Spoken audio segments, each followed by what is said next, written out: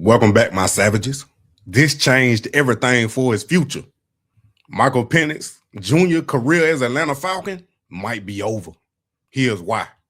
I am rooting like crazy that Michael Penix is the guy here. Why? Well, I'm a Falcon fan. He's my young quarterback. I want to believe that a quarterback taken in the top 10 is your franchise guy for the next 10 years. If I was betting on it, though, and somebody asked me to put my money down, I couldn't do it. I couldn't do it in good conscience for so many reasons right now. This feels like a very long shot that Stefanski is going to look at Michael Penix and think, I'm going to ride with him for the next 5 or 6 years with my contract, my NFL future on the line. And there are some common sense reasons why. And you have to get out of your feelings on this one. There's a difference in what we want, what we're rooting for, and what we think. And here's what I mean. Michael's got an injury history that is obvious. It happened again this year with the ACL. He's already had 2 other knee injuries, so that's going to be a problem. His ability to play under center is non-existent, and it's concerning. Do you guys know that Kevin Stefanski's offenses have quarterbacks under center more than any other offense in the league? Chuck, pop quiz for you. Do you know how many times Michael has been under center in the last 2 years? Oh, I would say 38 snaps. Lower. Oh, no. 28 snaps. Lower. Oh, no. 18 Lower. No. Okay, how many? He's been under center 7 snaps in 2 years. For reals. For reals. How can that be possible? That's a great question. That's not good coaching. Or did they draft a guy who just, for whatever reason, doesn't know how to play under center or feels comfortable? I don't know. That's not good coaching either. All of it's bad. But all of it also means that Kevin Stefanski is not going to have use for you long term, and I hate that for Michael.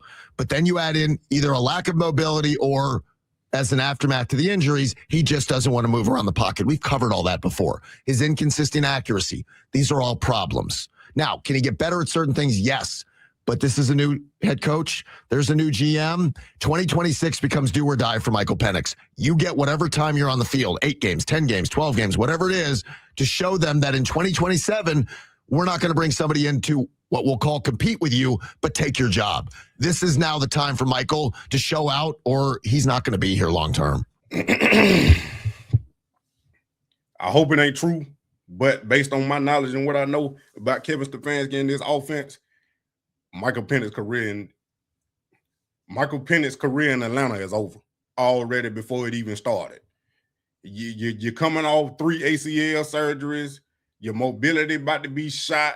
Then Kirk Cousins paired up with his offensive coordinator that he had some of his best career moments in Minnesota. No, bro.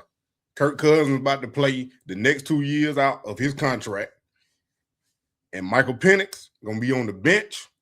He might not play this coming up season because he's still going to be rehabbing, still recovering from the ACL. The only way I think Michael Penix get in the game if Kirk Cousins gets hurt or have an injury where Michael Penix got to get in for a couple games or the rest of the season and he play. But other than that, Kirk Cousins is going to be the starter. He's going to play for the next 2 years. Michael Penix is going to be on the bench. The Falcons are going to draft the quarterback in 2027. And the reason why I say Kirk Cousins is going to be playing the next 2 years is because he just restructured his contract. Even before Kevin Stefanski got hired, Kirk Cousins restructured his contract. Big time Kirk Cousins update for you Falcons fans. According to multiple reports from NFL reporters, Kirk Cousins has agreed to restructure his deal for the final 2 years of his contract with the Atlanta Falcons. Now, there is no word about what that number is going to look like. In fact, they're deliberately not putting anything out there until March 13th, which would be the day that we find out, presumably, what those contract details are like. But Kirk has agreed to restructure his deal with the Falcons. And that indicates to me he might be coming back. He might be coming back. So we're going to touch on that in an episode later on this evening. I've got some more head coaching and. I'm telling you right now, man, Kirk Cousins, Kevin Stefanski, bringing the band back together. And they're going to try to run it back for the at least next to 2 years. And if for any reason, Kirk Cousins and for any reason Kevin Stefanski get a winning season in his first year, he's going to be smoking mirrors. I'm telling you right now, it's going to be smoking mirrors. Michael Penix, you're done. And the reason why you're done is because he ain't playing on the center. Remember, 7 snaps in 2 years since he's been in the NFL. He's going to have to do exactly what Shedeur Sanders did. You're going to have to learn the offense. You're going to have to learn how to play under center. You're going to learn how to play action. You're going to have to learn all these different things in this Kevin Stefanski offense that Kirk Cousins already know. And if Kirk Cousins already know it and he had performed at a high level in his offense, guess what? Kevin Stefanski going to roll with Kirk Cousins beginning week 1. Not even week 1, right now. Kirk Cousins is the starter for the 2026 season and maybe even the 2027 season. They draft the quarterback in 2027 draft. Let him sit a year behind Kirk Cousins, and then Kirk Cousins go off in the sunset, retire. Boom. Whoever the quarterback they draft in 27, because that's supposed to be the draft of quarterbacks. So we going to see. You know what I'm saying? But Michael Penix, bro, come on.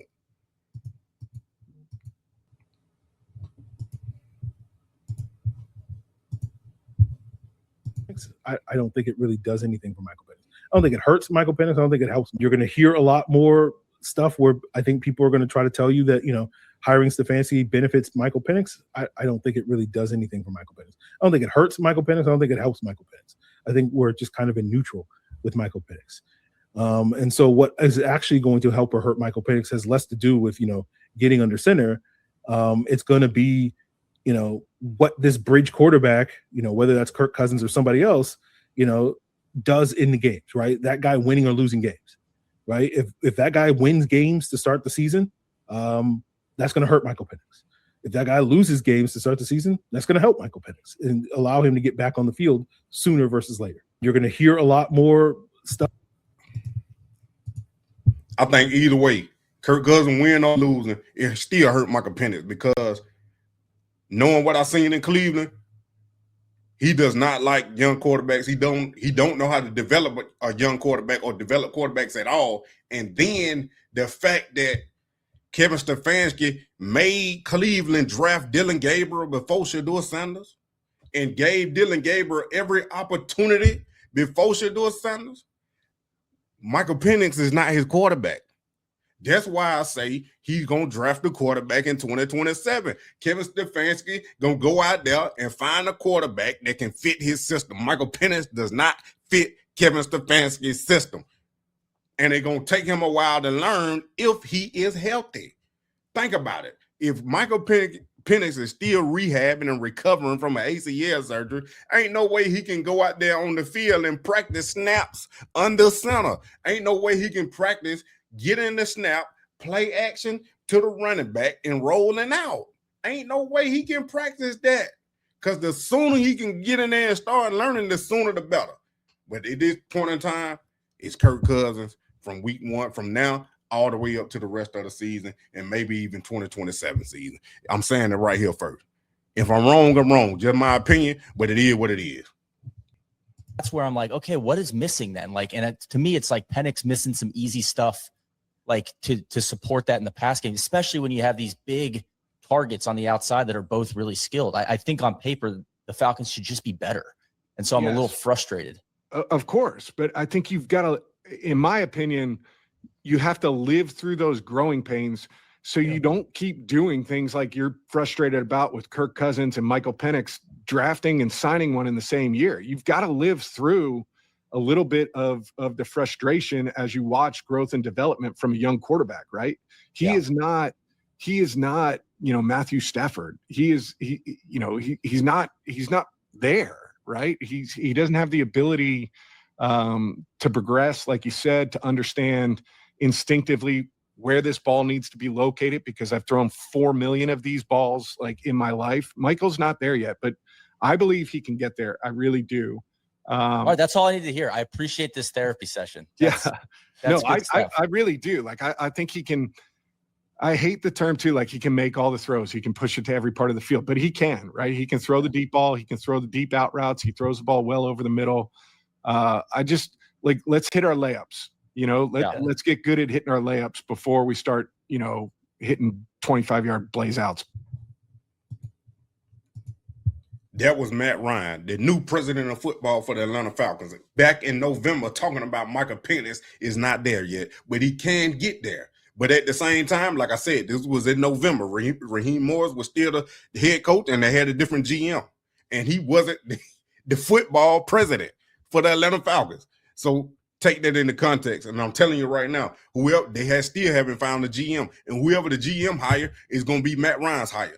Matt Ryan just hired Kevin Stefanski, Kirk Cousins' old offensive coordinator. Kevin Stefanski doesn't have his quarterback on the team yet, like I said earlier. So just think about that.